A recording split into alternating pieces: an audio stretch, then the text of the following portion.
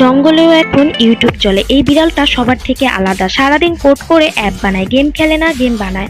আর এই যে পান্ডা, সে বাঁশ কেটে বাঁশিতে সুর তোলে।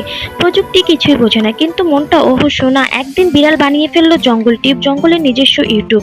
সবাই ভিডিও বানায়, সবাই ভাইরাল হতে চায়, কিন্তু সবার হাসির পাত্র হলো একটাই পান্ডা। তার গান, তার বাঁশি, সবাই মজা নেয়, কেউ মনটা বোঝে না। চুপচাপ পান্ডা বসে থাকে, কানে হেডফোন নেই, কিন্তু বুকে বাজে এক বিষণ্ণ সুর। কিন্তু দুঃখ তাকে থামাতে পারে না। সে বাঁশ দিয়ে বানায় নিজের স্পিকার, নিজের স্টুডিও। এবার তার গানে সাড়া দেয় জঙ্গল, পাখিরা গায়, পাতারা নাচে, প্রকৃতিও যেন তাকে ভালোবাসে। বিড়াল চমকে যায়। প্রযুক্তি তো আছে, কিন্তু এই আবেগ, এটা তো তার অ্যাপে নেই।